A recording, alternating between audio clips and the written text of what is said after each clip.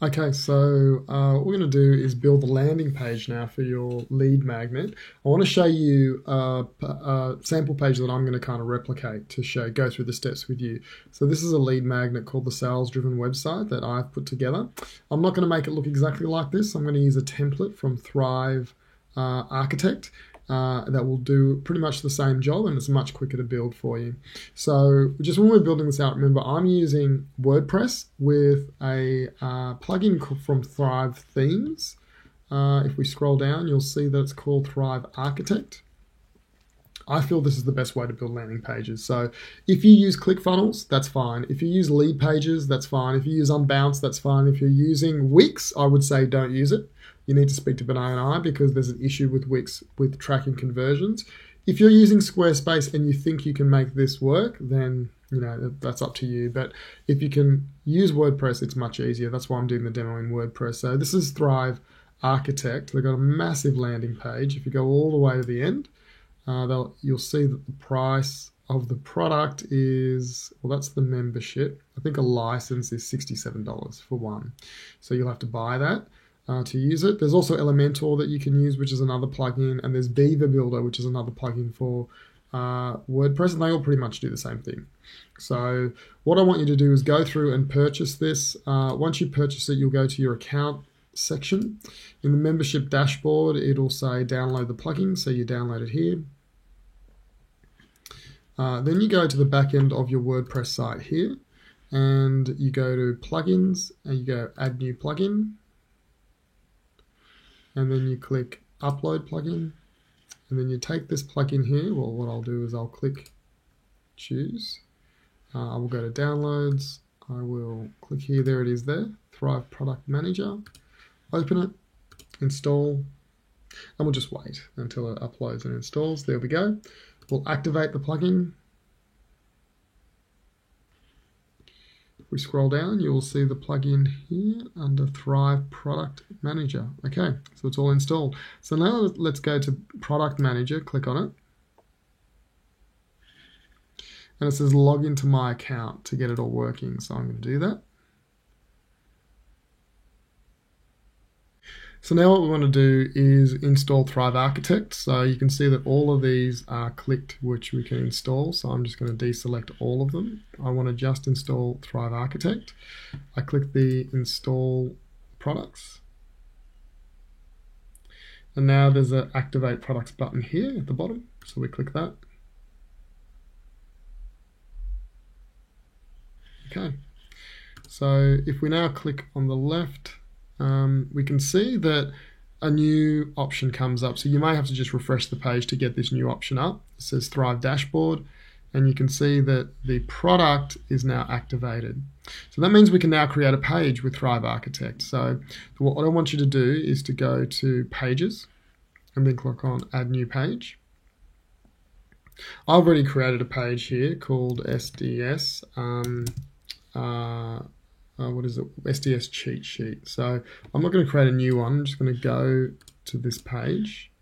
It's actually a blank page, but I'll just do a search here for it, SDS. So there it is there. So I'll just, this is the one here, SDS cheat sheet. So you'll get to this page, you'll type in the name, and then you'll click the publish button just to save. Now, you won't have this one here, Edit with Elementor. That's another page builder I have. You will just have Launch with Thrive Architect. So click Launch with Thrive Architect.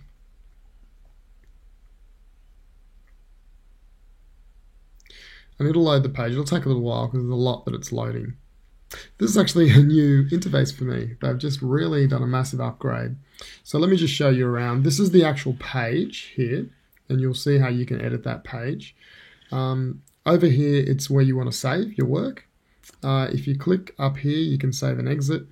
Here is the revision manager to see all the revisions you've made so you can revert back. And then over here, if we click this one, that actually does nothing now. If we click this one, you can add an element. So you click here and you can add an element to the page. Here is changing the template, which we're about to do, and here is the settings. So right now what we want to do is click this, change the template, and you can see that it has all of these templates that you can choose. And this is amazing because it just makes it so much easier for you to create a landing page. So what I'm going to do is I'm going to look for a template here that I really like for landing pages. It's quite simple. Where is it? Great for ebooks.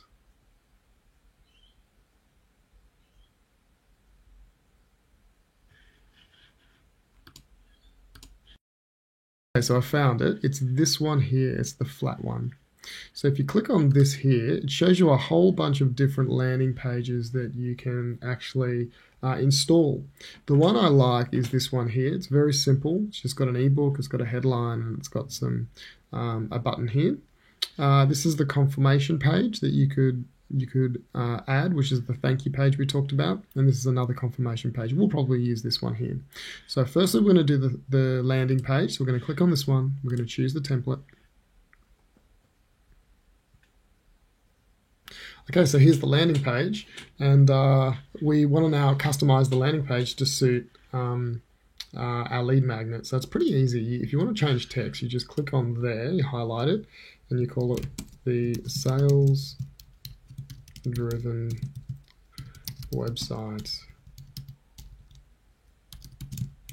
cheat sheet.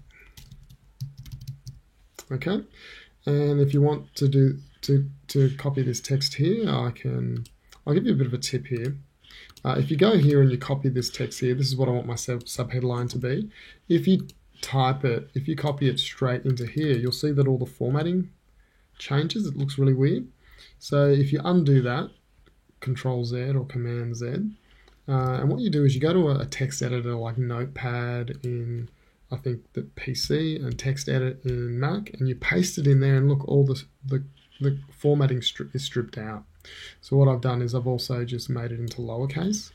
I'm going to copy that, I'm going to paste it here, and you can see that it looks really nice.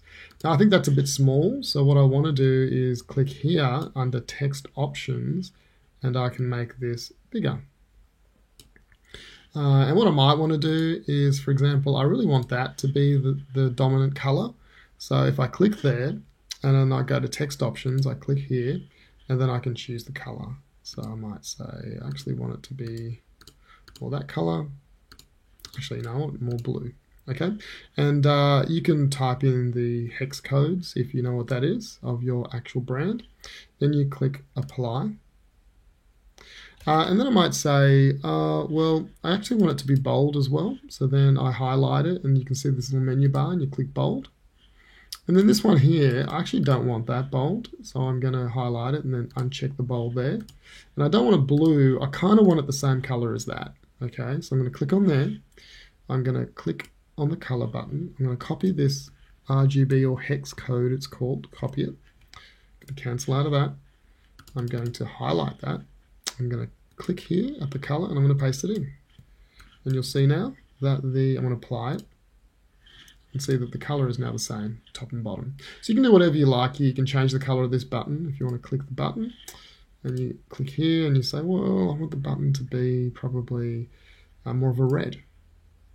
So you can change that color there. I'm not going to do that. I'm going to undo that. Actually, so what I'm going to do, I don't like that. Okay, so I'm going to go here. And I'm going to click this undo button. And if I click it, it should undo. Now, it's not undoing, which is really frustrating, but it should technically work, and that's what they sell when they sell this. Maybe if I click here and then I click undo, no, it's not going to work. So that's disappointing, but you know what, I actually am happy with the pink, so let's save that. All right, so now I've saved it, and if I click here, I can click save and exit, right? If I want to, I can click here and change a few other things about this page. So I can look at, I can save this as a template if I like. Look at the landing page settings. So there's a whole bunch of different pieces of content here. Advanced settings, page events, which is probably going to be something you could use for pop-ups and that kind of thing. But we're going to just ignore that for now. Okay, let's just ignore that. Let's click here. And now if we want to optimize for mobile, so this is really important here, that looks good on a desktop, but how does it look on a mobile? So this is how you do it. That's the desktop view, that's the iPad view, and that's the mobile view. Okay, so you got to make sure that it all works. Now, if it doesn't work, just say you think, well, that needs to be a little bit bigger or smaller, then you can click on it and you can change the size. Okay, you can change the size of it, and then it'll work. Now, when you change the size, it won't change the size on this one, and it won't change the size on this one. It only changes the size on the mobile. Okay, so if you're happy with it, you can save it. And then you can press review, and then you can actually see the page. There you go. You can make it smaller, you can make it larger. Okay, if we go back, just say there's a logo here. Let's go back to the desktop view and we say, well, we want a logo here. At the moment, if you click on it, you can see it's plain text. So what I would do is I would click the plus button. I would click image, drag that across.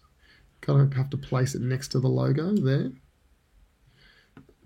You can see it opens up my images. Now, if I don't have my logo uploaded, I can upload it here. Or if I have my logo uploaded, I can just upload it. So there's my logo here.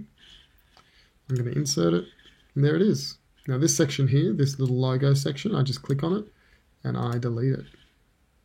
And now you can see that my logo is in the side there. So that's really nice. So let's save the work. All right. So now that we've saved it, we can save and exit. This will shut the page down. Okay, and that's the actual page that you can see. Now we're going to go back and we're going to say, okay, now we've got the SDS cheat sheet page. We want to make a thank you page. Now, the way I do it is I add a new page. I will click SDS and I call it the same name, the exact same name. And then I put thank on the end because it's the thank you page. Now, when I publish this, this is why it's important. This one is SDS-cheat sheet-thank. Now, that's how I match them together so I know what my thank you page is. So, for example, we're here. We're at the SDS cheat sheet page. We enter. And you can see that's it there. If I go, oh, what's the thank you page like? I just delete that dash. I type in dash thank. I know that all my thank you pages are like that. And this technically should load. And there it is there. That's the cheat sheet thank you page. Now, it doesn't look like it should. It's a standard page. So let's go and make it look like a thank you page. So let's click on edit here. You can see here that this is the thank you page, and now we're going to launch it.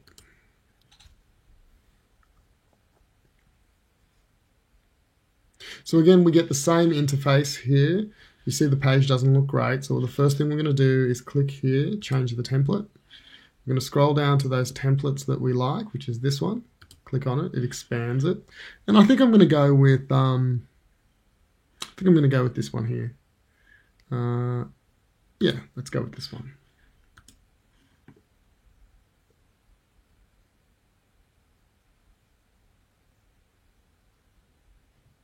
All right. So the first thing that you can see is the logo. So I've got to change the logo. So what's the first thing I do? I add an element. I get an image, drag it on. It opens up my library. I should have my logo in there already, so I click it. I insert. There it is. I don't want this logo section here. That's irrelevant, so I'm going to delete that. Okay, so this is thank you for subscribing. So I'm going to say something a bit better. It's probably thank you for requesting the ebook. And here I'll say click below to start your download. All right, now on here, what I want to do is actually put a link to the actual ebook. So how are we going to do this?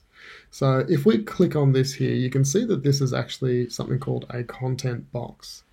And if we scroll down, we should be able to find a section where there's actually the ability to have a link. So layout, position, animation, and action. Okay, that's the one.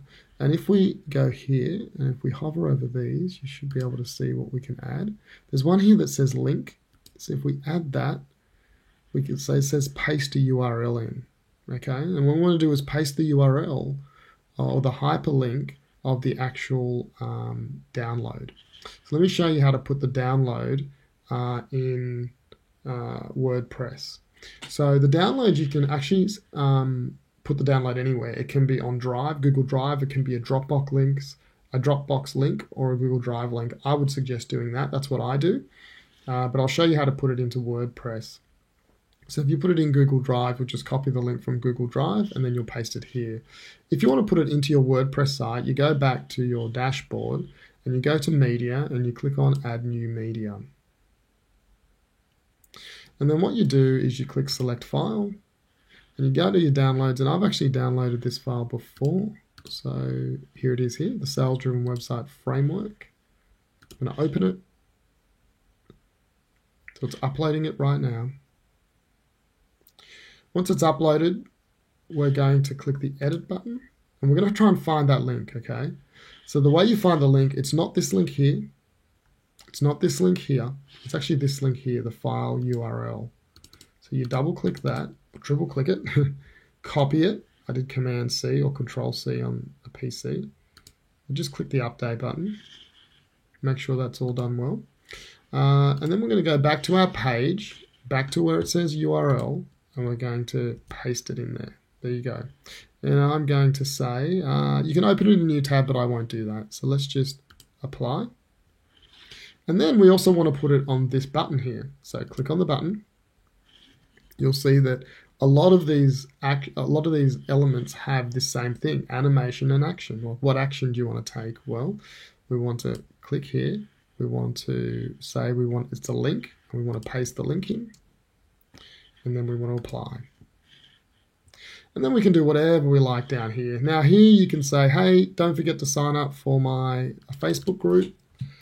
Hey, don't forget to sign up for my Facebook group. Okay, and again, you can just have a link to your Facebook group here. What I would do is probably have another button. So let me show you how to do that. So click here. Look for the one that says button. There it is. I drag that across here and just slide it somewhere. See, that's not kind of working for me, so I'll let go of it. Oh, there it is there. So that's not where I want it. So I'm going to click this little arrow and drag it and then position it there. That's better, just below there. That's the button. So I'll click this and then say join Facebook group. And then when you click on it, you'll look for this action again. You'll see that it's already got a link in there. So let's click that link. You'll see that there's just a hash, which means don't go anywhere, but we'll put in Facebook. And then whatever your URL is, okay, for your group. Apply. Now, if you want to change the look and feel of this, you can click the button. You can go to button options, and then you can change the color to any color you like, okay? And you can do the text and the styles and everything else. Okay, and you can delete this. This section here, you might say, you know what, I don't want that. So just delete it. You don't want this, delete it. You don't want this, delete it. Okay, and this column, you don't want that column, just delete it.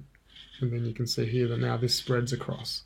Now this is going to take a bit of playing with for you, but I'm going to leave it there. I'm going to save it. Oh, one thing I am going to do is I'm going to make sure it works on iPad, which is nice. iPad's good, got my logo. Make sure it works on mobile, perfect for mobile. Okay, save work, and then you're done. So let's move on to the next video where we're going to integrate the page with ActiveCampaign.